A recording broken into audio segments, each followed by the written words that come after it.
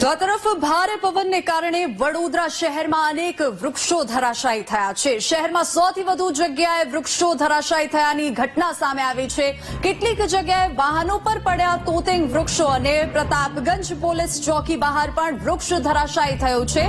વૃક્ષો હટાવવા મહાનગરપાલિકાની ટીમ કામે પણ લાગી ગઈ છે। જેસીબીથી વૃક્ષને હટાવવાની કામગીરી શરૂ કરવામાં આવી છે, જેથી સ્થાનિકોને કોઈ હાલાકી ન પડે। અને ભારે પવન અને વરસાદથી વડોદરામાં 3 લોકો મોત નિપજ્યા છે। તો આજ એક કમોસમી વરસાદ છે તે વડોદરા વાસીઓ માટે જીવલેણ સાબિત થયો છે।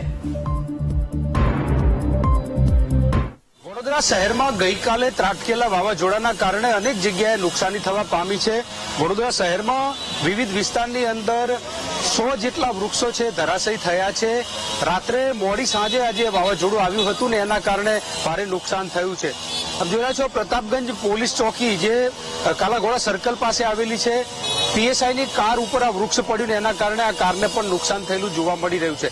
વૃક્ષ છે જે પ્રતાપગંજ પોલીસ ચોકી છે એના ઉપર પણ પડ્યું છે।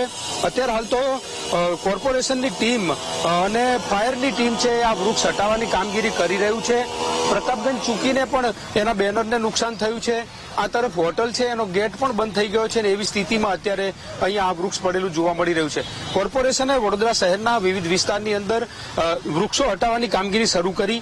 શહેરની અંદર જો આંકડાની વાત કરીએ તો લગભગ 4 જેટલા લોકોના મોત થયા છે। વીજ વાયર તૂટી જવાના કારણે કરંટ લાગ્યો, કેટલાક ઉપર વૃક્ષો પડ્યા છે અને એના કારણે લોકોને નુકસાન થયું છે। 6 જેટલા લોકો ઘાયલ થયા છે, જેમના ઉપર વૃક્ષો પડ્યા એવા લોકોને પણ નુકસાન થયું છે।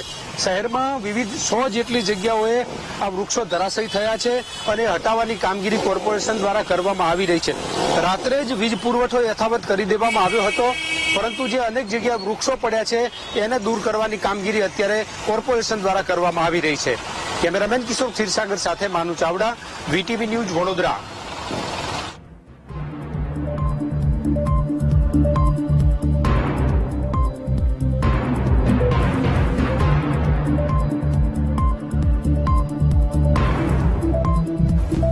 આ વરસાદને લઈને મહત્વના સમાચાર વડોદરાથી પ્રાપ્ત થઈ રહ્યા છે। ભારે પવન અને વરસાદના કારણે વડોદરામાં 3 લોકોના મોત નિપજ્યા છે અને વરસાદ જે છે કમોસમી વરસાદ તે વડોદરામાં જીવલેણ સાબિત થયો છે। શહેરમાં સૌથી વધુ જગ્યાએ વૃક્ષો ધરાશાયી થયા છે। કેટલીક જગ્યાએ વાહન ચાલકોને હાલાકી પડી છે આ ઘટનાના કારણે અને કેટલીક જગ્યાએ વાહનો પર પણ તોતિંગ વૃક્ષ પડવાની ઘટના સામે આવી છે।